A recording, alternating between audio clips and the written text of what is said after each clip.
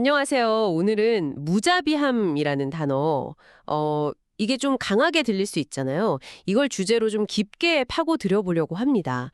무자비의 다양한 얼굴이란 글에서 발췌한 내용을 가지고 왔어요.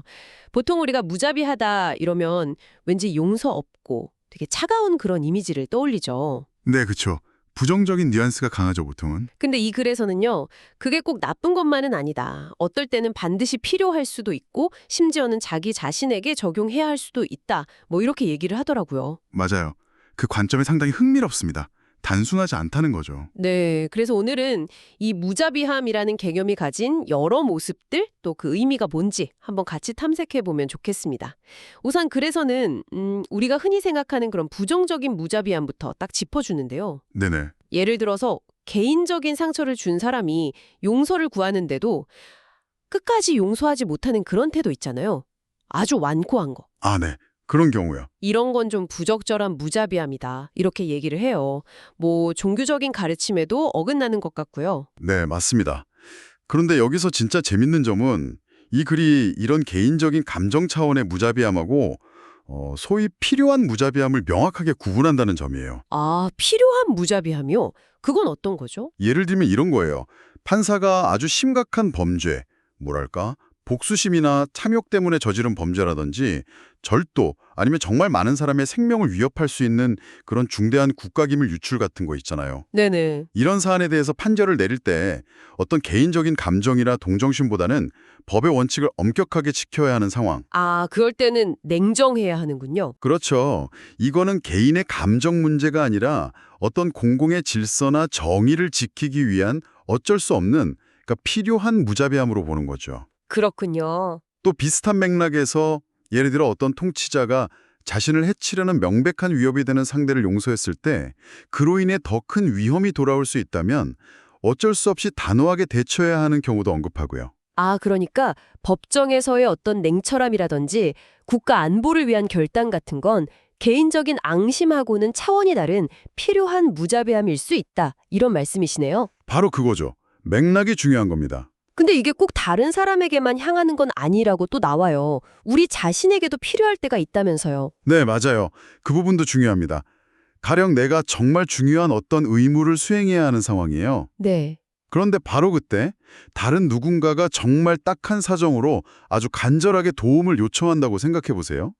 마음은 너무 아프죠. 도와주고 싶고. 그렇죠. 마음이 쓰이죠. 하지만 내게 주어진 더 큰 의무를 다하기 위해서는 그 요청을 거절해야만 할 때가 있다는 거예요.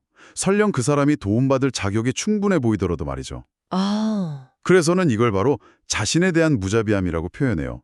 그러니까 자신의 의무나 원칙에 충실하기 위한 어떤 단호함인 거죠. 자신에 대한 무자비함이라 이게 조금 더 설명해 주시면 좋을 것 같은데 혹시 자기 성찰이나 뭐 그런 거랑도 관련이 있을까요? 네, 정확합니다. 바로 그 자기 성찰 과정에서의 엄격함과 연결될 수 있어요. 아하. 이 글을 보면요. 스스로의 작은 실수나 뭐랄까 좀 나태해지는 마음 같은 거 있잖아요. 그런 것조차 용납하지 않는 엄격함, 즉 일종의 무자비함이 결국엔 더 큰 실수를 막는 데 꼭 필요하다는 거예요.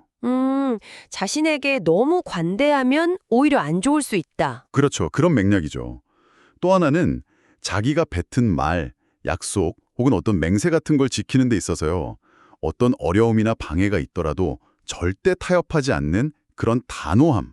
이것도 무자비함의 한 형태로 강조돼요. 아, 약속을 지키는 강한 의지요. 네, 이건 그냥 고집세다는 거랑 좀 다른 거죠. 어떤 확고한 의지, 용기의 표현으로 보는 겁니다. 그렇군요. 그러니까 자기 관리나 약속 이행 같은 부분에서도 이런 어찌 보면 무자비한 엄격함이 필요할 수 있다는 해석이네요. 와, 생각보다 범위가 넓은데요? 그렇죠. 그리고 마지막으로 좀 독특한 관점이 하나 더 있었어요. 카르마 법칙하고 관련된 부분이요. 아, 네. 그 부분도 상당히 인상 깊죠. 네, 저도 좀 놀랐어요. 이 글에서는 기본적으로 각자 자기 행동의 결과는 스스로 책임져야 한다. 그리고 어떤 우주적인 법칙, 카르마의 흐름 같은 게 있다고 보는 관점이에요. 네. 그래서 만약에 어떤 도움을 주는 행위가 이 카르마의 법칙, 다시 말해서 누군가가 자신의 행동 때문에 마땅히 겪어야 할 결과를 우리가 인위적으로 없애주는 것이 된다면 네. 그럴 때는 도움 요청을 거절하는 것이 오히려 적절한 무자비함일 수 있다. 이렇게 이야기해요. 와, 그건 진짜 생각도 못 해본 관점인데요. 그러니까 우주의 법칙 자체가 뭐랄까 무자비할 정도로 공정하기 때문에 우리가 함부로 개입해서는 안 된다 뭐 이런 건가요? 그렇죠. 그런 뉘앙스죠. 우주 법칙 자체가 정의롭고 어찌 보면 무자비하게 작용하니까 누구도 자기 행동의 결과를 피할 수는 없다는 인식이 깔려 있는 거예요. 그래서 설령 사회 전체나 어떤 개인에게 당장은 좋아 보이는 일이라 할지라도 그게 더 큰 우주적 질서나 법칙에 해가 된다면 그럴 땐 거절하는 무자비함이 필요할 수도 있다는 거죠. 그렇군요.